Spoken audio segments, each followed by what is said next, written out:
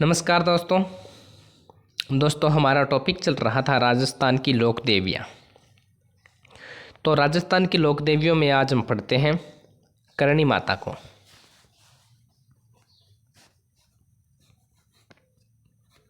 करणी माता को, ठीक है। तो करणी माता का जन्म आश्विन शुक्ल सप्तमी, आश्विन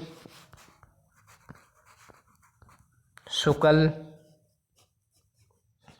सप्तमी विक्रम संवत 1444 सुआप गांव फलोदी जोधपुर में, सुआप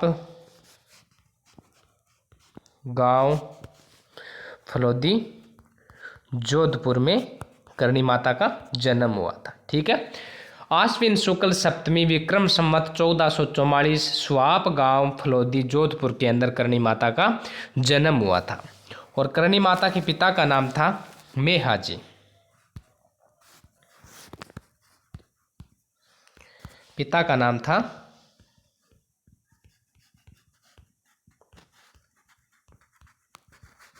मेहाजी किनिया, मेहाजी किनिया। और इनकी माता का नाम था देवलबाई,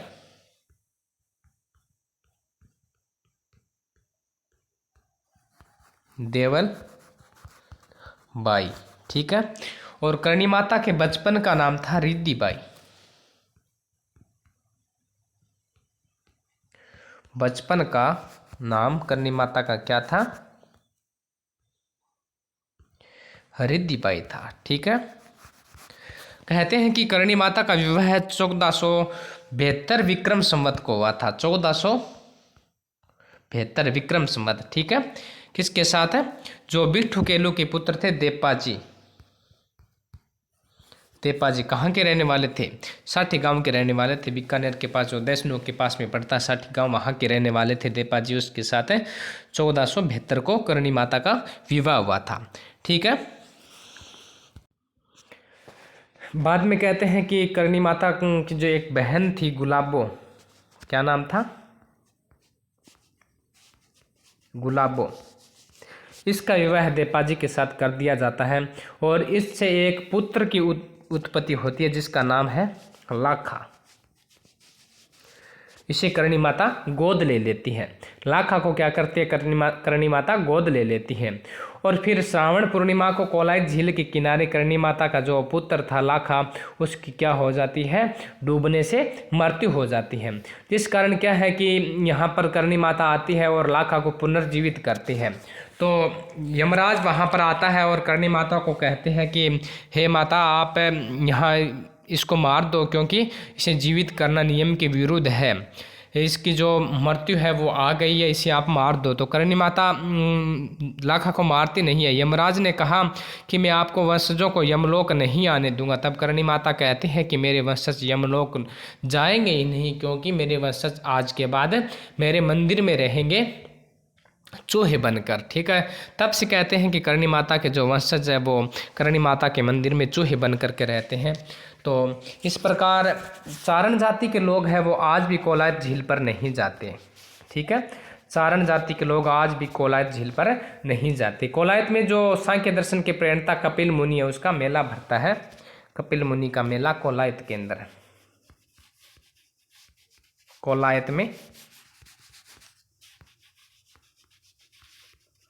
कपिल मुनि का मेला कब भरता है? कार्तिक पूर्णिमा को, ठीक है। कार्तिक पूर्णिमा को कपिल मुनि का यहाँ पर मेला भरता है। और जो करणी माता है उसकी बुआ थी, कहती है कि वो विकलांग थी और उसकी विकलांगता भी माता ने ठीक किया था। करणी माता कहते हैं कि उसके बालों को गूंथ रही थी उसके, तब करणी माता ने उसके जो हाथ है उसकी अंगुली वो टेढ़ी थी वो सही की थी। और करणी माता जो पुजारी है उसको बारीदार जी कहा जाता है। क्या कहा जाता है पुजारी को?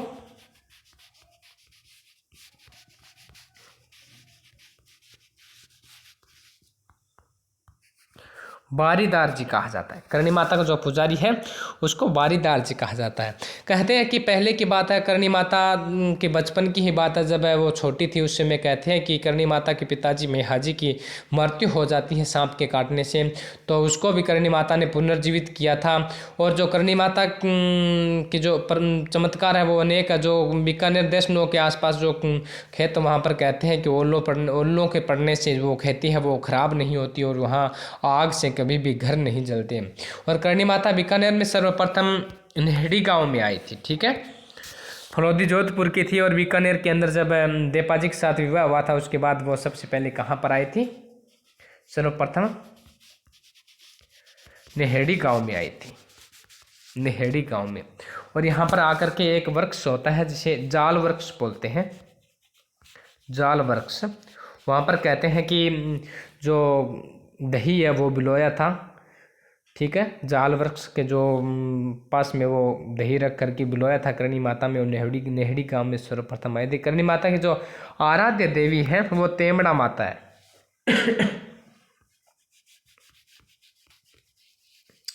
आराध्य देवी तेमड़ा माता की सेवा करती थी करणी माता। ये प्रश्न परीक्षा में पूछ सकते हैं। करणी माता की जो आराध्य देवी थी वो तेमड़ा माता थी और जिसका मंदिर आज भी जो देशनोक में करणी माता का मंदिर है उसके पास में बना हुआ है। और करणी माता के मंदिर को मठ कहा जाता है।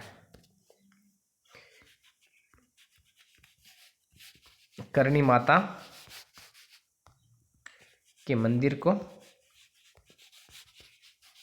मठ कहा जाता है क्योंकि जो ऊपर माता के जो मंदिर है उसके ऊपर ये एक उल्टे जो कटोरे के समान आकृति है, उस कारण इसको मठ कहा जाता है। करणी माता के जो सफ़ेद चूहे हैं उसे काबा कहा जाता है, काबा, इसलिए काबा वाली माता भी कहा जाता है। चूह वाली माता या काबा वाली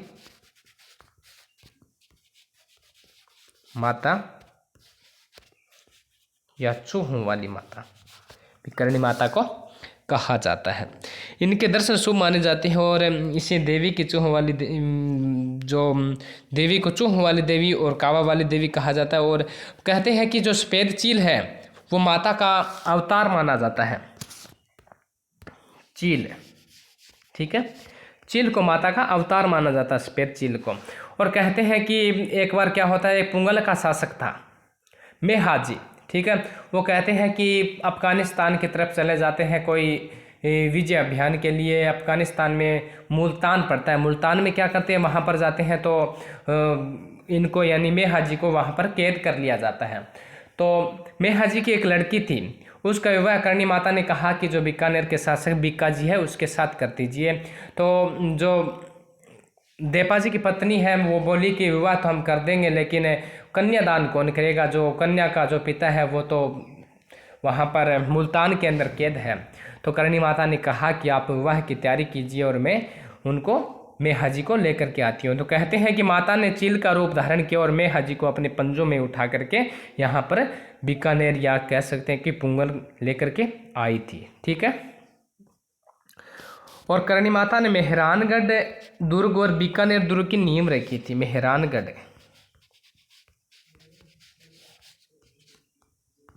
मेहरानगढ़ और बीकानेर, इन दो दुर्गों की नींव करणी माता ने रखी थी। ये बीकानेर के राठौर व चारणों की कुलदेवी मानी जाती है, राठौड़ों की, बीकानेर के राठौड़ों की।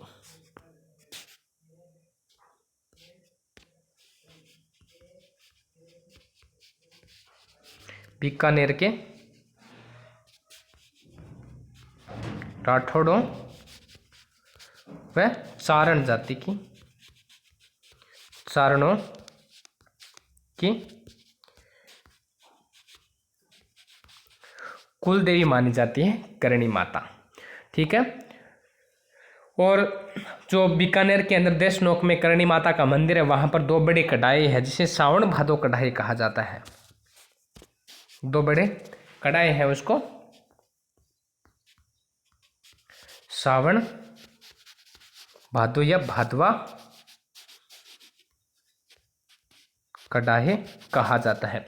ध्यान रहे, सावन भादो महल डींग भरतपुर के महल है, और सावन भादो झील सिरोही के अंदर है, और सावन भादो नहर कोटा के अंदर है, और सावन भादो कड़ाहे बीकानेर या कह सकते हैं कि देशनोक बीकानेर के अंदर है। ठीक है, यह बात आपको ध्यान रखनी है।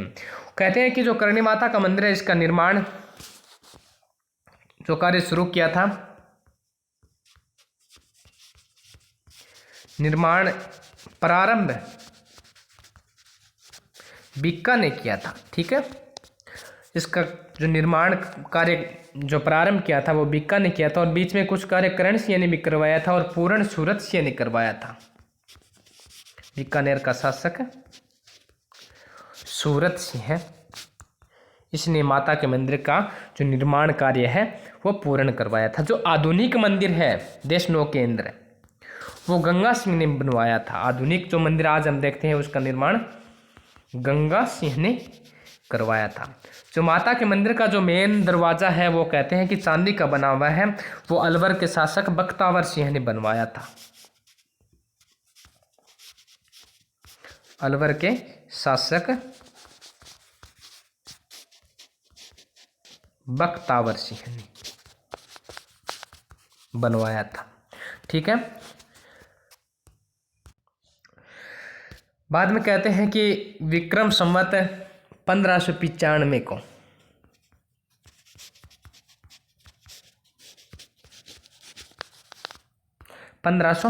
को करणी माता का जो दियात्रा गांव बीकानेर में पड़ता है, वहाँ गिनेरू की तलाई में, पूरा लिख देता हूँ मैं, 1 मिनट। 1595 में दियात्रा गांव कहाँ पड़ता है? बीकानेर के अंदर। वहाँ पर क्या होता है? घिनेरू की तलाई में करणी माता का निधन हो जाता है। और जो करणी माता का गीत है, आरती कह सकते हैं, आरती को चिरंजा कहा जाता है, ये चिरजा आरती को, करणी माता की जो आरती है उसको चिरजा कहा जाता है, चिरजा।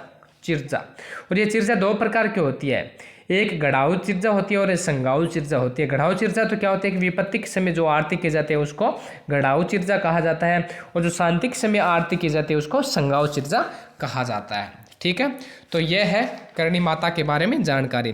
तो हमने पढ़ लिया करणी माता का जन्म है वो विक्रम संवत 1444 से आश्विन शुक्ल सप्तमी को सुवाब गांव फलोदी जोधपुर के अंदर करणी माता का जन्म हुआ था। और इनके पिता का नाम था मेहाजी और माता का नाम था देवलबाई, और करणी माता के बचपन का नाम था रिद्धिबाई। और जो करणी माता का विवाह हुआ था वो देपाजी के साथ हुआ था, जो देशनोक साठी गांव के थे बीकानेर के, वो उसके साथ 1472 विक्रम संवत को, ठीक है, 1472 को करणी माता का विवाह हुआ था। और बाद में कहते हैं कि जो करणी माता की बहन थी गुलाबो, उसकी शादी देपाजी के साथ कर दी जाती है, और उससे एक पुत्र का जन्म होता है जिसका नाम था लाखा की वहाँ पर कोलाय झील में डूबने से मृत्यु हो जाती है। तो वहाँ पर जो माता उसे पुनर्जीवित कर देती है, तो यमराज ने कहा कि मैं आपके जो वंशज है उसको यहाँ नहीं आने दूंगा, यानी यमलोक के अंदर मैं आपके वंशजों को नहीं आने दूंगा। तो करणी माता कहते हैं कि मेरे वंशज यमलोक न आकर के मेरे मंदिर में चूहे बनकर ही रहेंगे। तब से कहते हैं कि जो चारण जाति के जो भी लोग हैं वो मृत्यु होती है तो वो यमलोक न जाकर के करणी माता के मंदिर में चूहे बन करके रहते हैं। ठीक है, जो कोलायत है वहाँ पर जो कपिल मुनि का मेला भरता है, जो सांख्य दर्शन के प्रेरणता माने जाते हैं कपिल मुनि, वहाँ कार्तिक पूर्णिमा को वहाँ पर मेला भरता है। और करणी माता जो सर्वप्रथम बीकानेर आई थी वो नेहड़ी गाँव के अंदर आई थी, और वहाँ पर जो जाल का वृक्ष है वहाँ पर दही बिलोया था। और जो इनकी आराध्य देवी है वो तेमड़ा माता है, और इनका मंदिर है वो देशनोक में है। उसका निर्माण किसने करवाया था?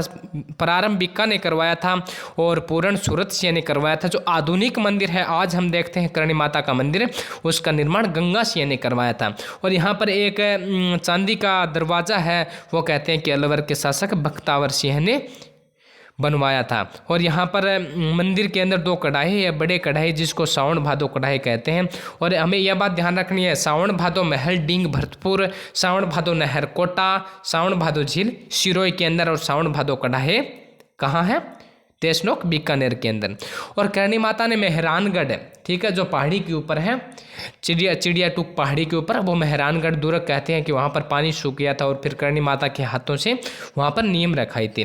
तो करणी माता के हाथों से नींव मेहरानगढ़ दुर्ग की और बीकानेर दुर्ग की नींव रखी गई है। और यह राठौड़ों की कुल देवी मानी जाती है, और बीकानेर के राठौड़ों की, ठीक है, बीकानेर के राठौड़ों की कुल देवी और चारणों की कुल देवी मानी जाती है, ठीक है। और जो करणी माता का जो गीत है, आरती है, उसको चिरचा कहा जाता है। और 1595 में करणी माता का दियात्रा गांव बीकानेर के अंदर घिनेरू की तलाई में डूबने से क्या हो जाती है, करणी माता की मृत्यु हो जाती है। ठीक है दोस्तों, धन्यवाद। वीडियो पसंद आया तो लाइक ज़रूर करना, शेयर भी कर देना और हमारे चैनल को सब्सक्राइब करना। जय हिंद।